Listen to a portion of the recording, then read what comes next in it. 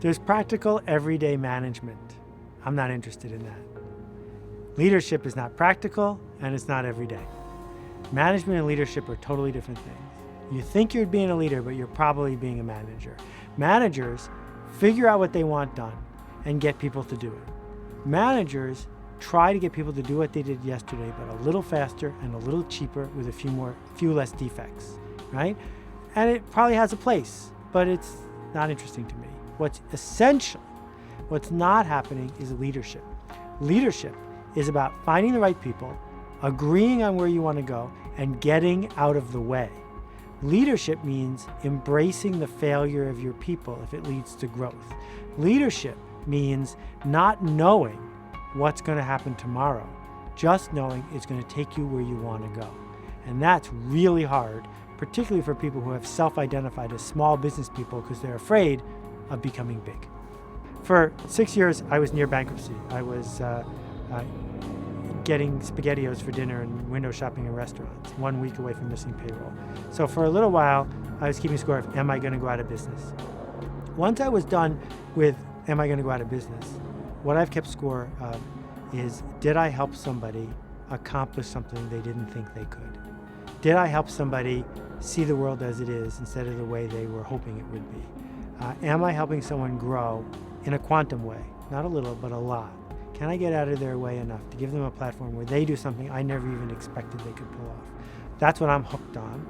And I can report after 30 years of doing the same thing, you don't get tired of it. One guy who was a friend of mine years ago ran a hotel in Canada. And Eugene had what he called the no list. And it turned out if you came to his hotel and you were a bore, for example, if you went to the Sunday buffet and took too much smoked salmon, he would add your name to the no list.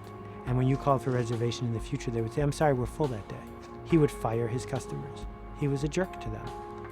And that act allowed him to treat the other customers differently. You were either in or you were out. So one question is, when are you going to fire those customers to take 80% of your time but only give you 20% of the value? Because if you fired them, what could you do with the 80% of the time? Think about how much joy and connection you could bring to the people you kept. And people hear me say that and say, what are you, crazy in this economy? And I'm saying, just because the tide is out doesn't mean there's less water in the ocean. Do remarkable work that people can't live without. If you are just like everyone else but cheaper by this much, we're not going to pick you. If you're just like everybody else but trying harder by this much, we're not going to pick you. So the simple example, which is famous, there were, 20,000 shoe stores in the United States, and then there was Zappos.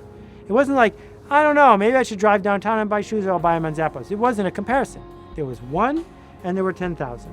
And he grew and he sold his shoe store, for $1 billion because he wasn't a shoe store, because he was doing something worth crossing the street for. And if you're busy doing what you're told, what you read in some dummy's guide and what the Chamber of Commerce says is a good idea, and it's not scaling, well, maybe you should do something scarier. Don't wait for the next card to turn over. The recession in the economy is going to stay the way it is. Google and technology is going to stay pretty much the way they are. We are so far from where we were 15 years ago, right? And it's going to keep getting more connected and faster. But don't wait for a quantum leap before you jump in. This is now. In 1805, there were 15 corporations in the United States.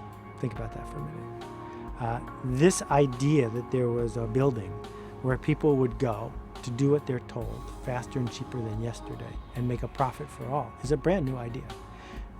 Henry Ford figured it out, perfected it, right? But Aetna Insurance is a factory. A mega church is a factory. A political campaign is a factory.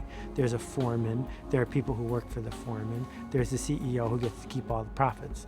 But it's still a factory. And the factory mindset was great for a really long time because of imperialism, because of technology. There's all these reasons I could explain to you why factories made us rich. And now they don't. And the reason they don't is because of Google. Google lets me find anything at the lowest price. Google lets me find anyone who can do the work I need, even if they don't work for me. Who needs a building anymore? All I need is a laptop. Once the factory is the laptop and anyone with $600 can own it, you no longer have an unfair advantage because you have a plant in town.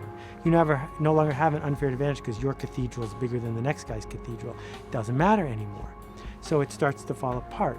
As you know, there's a McDonald's in California where you pull up to the drive-thru and you order a cheeseburger, and the person you're talking to on the microphone is in South Dakota. It's cheaper for McDonald's to beam your voice to a freelancer in South Dakota to take your order who types it in than it is to hire someone to stand in the McDonald's factory in California.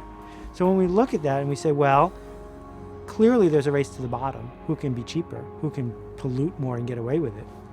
You can't win that race, and you don't want to win that race. So what's left is to race to the top. And the race to the top is about being more innovative and generous and artistic and connected and leading. And none of those things have to do with compliance. None of those things have to do with telling people what to do all day. So why do you keep doing it? Well, you see, there are two ways to think about tribes. The Beatles did not invent teenagers. They just showed up to lead them, right? Whereas Nike invented long-distance runners. Before Nike, there wasn't the tribe of long-distance runners. Nike defined the tribe of long-distance runners. They said long-distance runners wear stuff like this, and they do stuff like that. I can't run around chasing people and try to get the folks who don't want to hear this. If there is a tribe, and I hope there is, that are talking about purple cows or leadership or linchpin or whatever it is, it's because they decided they wanted to be in it, and because their worldview is resonating with mine. And I don't need 100 million people to hear it. I'm okay. And if it's half the size, I'm still okay. That decision is what artists do. And I hesitate to call myself an artist, but I think I might be. That Wolfman Jack was an artist. He didn't say, I wonder what teenagers want. He just went on the radio. And the teenagers who wanted to hear Wolfman Jack tuned in, right?